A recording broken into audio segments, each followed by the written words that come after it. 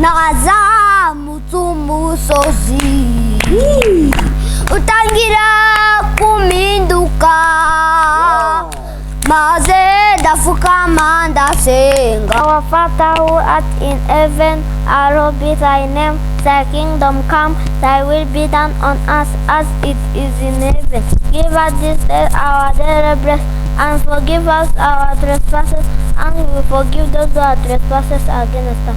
And lead us not into temptation, for thine is the kingdom, and the power, and the glory, forever and ever. Amen. May the grace of our Lord Jesus Christ, and the love of God, and the fellowship of the Holy Spirit give us all our forever. Amen.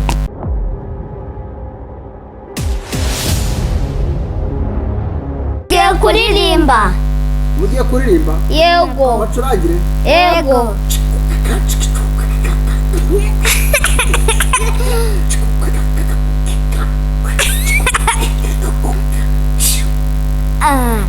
tuzaririmba indirimbo uyu mwana w'intama wanesheje tuzazamura ibendera uyu mwana w'intama wanesheje.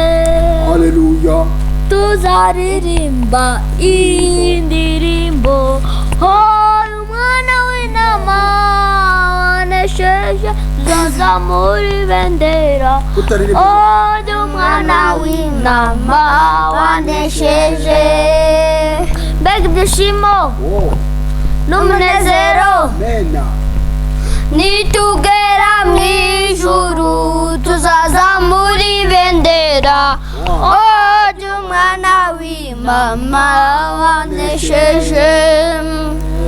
Ukomeze uraryoshye.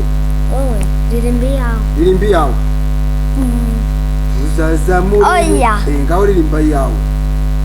Nazamutse umusozi utangira kumpinduka maze ndapfukama ndasenga ayiwe ngiye kubona Yesu araje. Amen. Yesu we.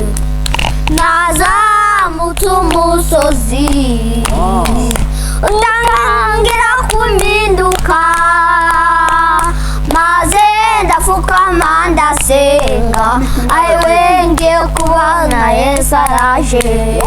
Nazamutse umusozi utangira kumpinduka maze ndapfukama ndasenga ayiwe ngiye kubona Yesu araje. Nazamutse umusozi Haleluya.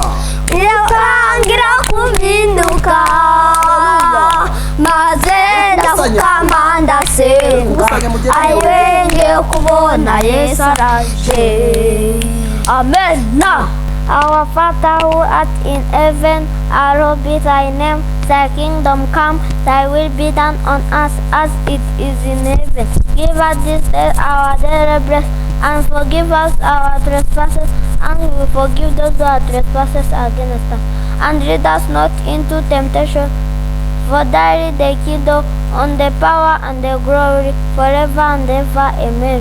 May the grace of our Lord Jesus Christ, and the love of God, and the fellowship of the Holy Spirit give us all our forever. Amen.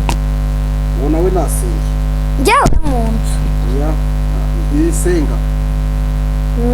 mu gifaransa uko nsenga Béni Seigneur, Seigneur, bénissez ces repas, ceux qui nous préparés et procurez de paix à ceux qui n'en ont pas. Au nom de Jésus-Christ, Amen.